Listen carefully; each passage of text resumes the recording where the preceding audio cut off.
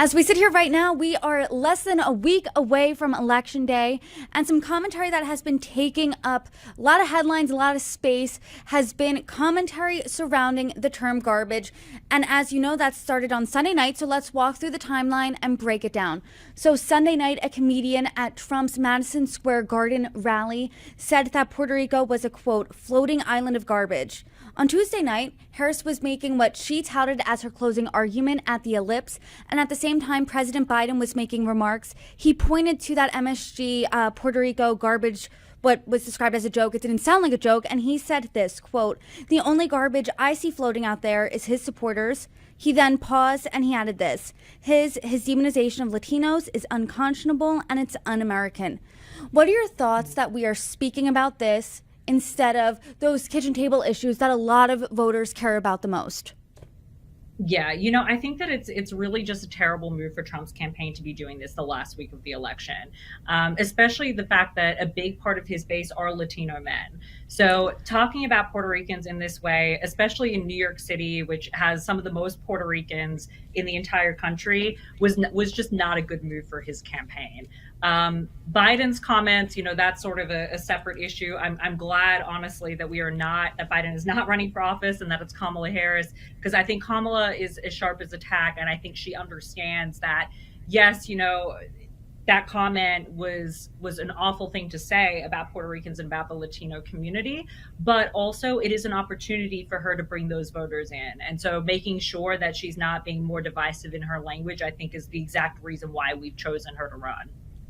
How do you think she brings those voters in? Because when you look at the data up until this point, I mean, Trump was making real inroads with Latino voters, especially, to your point, Latino men.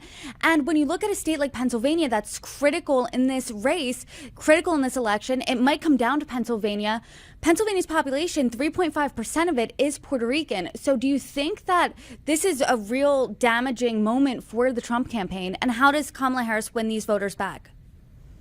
It is. So actually, I was surprised to find out that actually the highest Puerto Rican the highest Puerto Rican population is Florida. It's actually not New York, and it just overtook since the pandemic. So historically, it's always been New York. And, I heard Trump make some comments on basically, who really cares, right? He's not going to win that state anyway. I think he understands that. But he's very misinformed in the fact that there are 1 million Puerto Ricans across the swing states.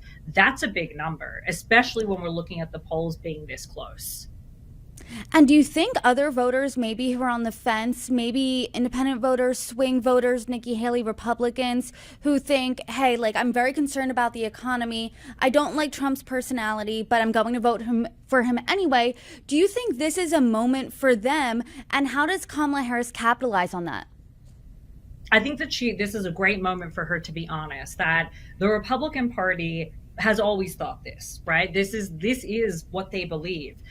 It's just that now Trump has become a lot more confident, and so are his followers, supporters, but also the people that are speaking on behalf of his campaign, like in this situation, to say that quiet part out loud.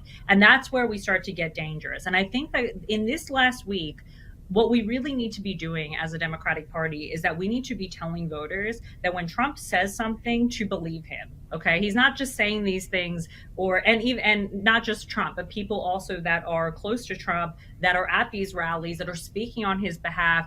Trump knows what they're going to say. Trump understands, right? They have these conversations behind closed doors. Before this, he was confident enough to say that, knowing that he would not get in trouble for what he was saying. And that's the danger that Kamala has got to start talking about in this last week. She's talked about it a little bit here and there. She's mostly focused on our issues as the Democratic Party, which I think is a great thing to do. But I think at this point, people know those issues. And now we need to talk about, what does it look like when we wake up on November 6th? If Trump is in office, is it going to be the type of America that they really want to see? So I think that that's what she's got to focus on.